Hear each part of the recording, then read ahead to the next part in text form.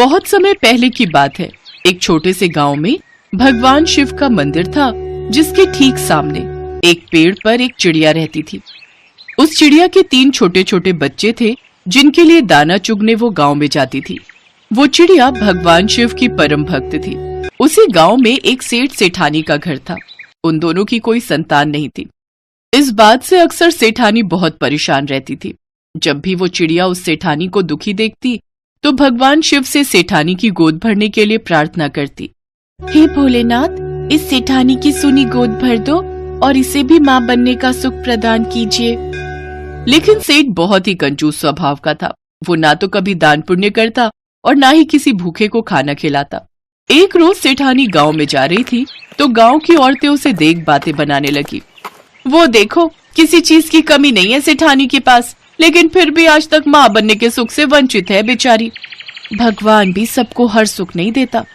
ये सुन सेठानी उदास होकर पेड़ के नीचे गई। उसी पेड़ की डाल पर बैठी चिड़िया को उस सेठानी को देख उस पर बहुत दया आई। चिड़िया जप करते हुए कैलाश पर्वत की ओर निकल पड़ी। कुछ समय बाद वो कैलाश पर्वत पर पहुंच गई। फिर माँ पार्वती ने उस चिड़िया से पूछा, तुम इतना परिश्रम करके आखिर किस उद्देश्य से यहाँ आई हो? माँ, मैं जिस गांव में रहती हूँ वहाँ एक सेठ सेठानी रहते हैं। उनकी कोई संतान नहीं है। कृपा कर आप उन्हें पुत्र सुख की प्राप्ति दे दीजिए। सेठानी जी इस गम में बहुत परेशान रहती हैं। इस पर शिव जी ने कहा, किंतु वो सेठ न तो कभी कोई भगवत कथा सुनता है और न ही कोई पुण्य करता है, इसीलिए उसके भाग्य में कोई पुत्र योग नहीं बन सकता। चिड़िया के बार बार आग्रह करने पर शिव जी इस बात के लिए मान गए। फिर उन्होंने कहा, पुत्र तो हम उन्हें दे देंगे, लेकिन अगर फिर भी सेठ ने कोई पुण्य कर्म नहीं किया तो उनका पुत्र मृत्यु लोक को प्राप्त हो जाएगा। प्रभु, आप उन्हें पुत्र दे दीजिए।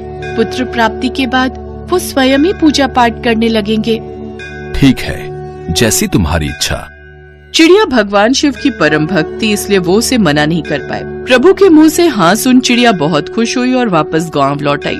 कुछ समय बाद सेठानी गर्भवती हुई और फिर 9 महीने बाद उन्होंने एक लड़के को जन्म दिया। आज मैं बहुत खुश हूँ भाग्यवान, आज हमारा वंश आगे बढ़ गया। अब तुम देखना, मैं अपने इस पुत्र को हर खुशी दूंगा। जी, मैं सोच रही थी कि क्यों ना इतने बड़े अवसर पर हम गरीब लोगों को भोजन खिलाएं। नहीं, कोई जरूरत नहीं है। फालतू का खर्चा करने की कोई जरूरत नहीं है। इन गरीबों को खाना खिलाकर कौन सा हमारा भला होगा, उल्टा हमारा धन ही खर्च होगा। सेठ अभी भी नहीं सुधरा।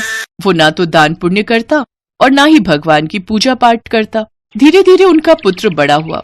ये देख चिड़िया को अब उसकी चिंता सताने लगी और चिंतित होकर वो एक बार फिर कैलाश पहुंची। हे प्रभु, माँ, कृपा कर आप सेठ और सेठानी को पुण्य कर्म करने के लिए कहें। चिड़िया को दूसरे की परवाह करते देख भगवान शिव और माँ पार्वती को बहुत प्रसन्नता हुई। फिर उन दोनों ने एक ब्राह्मण और ब्राह्मणी का रूप धारण किया और सेठ सेठानी के घर गए और उनसे कहने लगे, अब देखिए, हम बहुत दूर गांव से आए हैं, हमें बहुत भूख लगी है, क्या आप हमें भोजन करवा सकते हैं? क्यों, हमारे यहाँ क्या खैरात का राशन पानी आता है? जाओ जाओ, आगे जाओ। ये आप कैसी बातें कर रहे हैं जी? तुम्हारे भाग्य में पुत्र योग नहीं था सेठ, किंतु एक चिड़िया की भक्ति से प्रसन्न होकर ही भोलेनाथ ने तुम्हें पुत्र योग की प्राप्ति का आशीर्वाद दिया था। अगर तुम अभी भी पुण्य कर्म नहीं करोगे तो तुम्हारे पुत्र की मृत्यु हो जाएगी।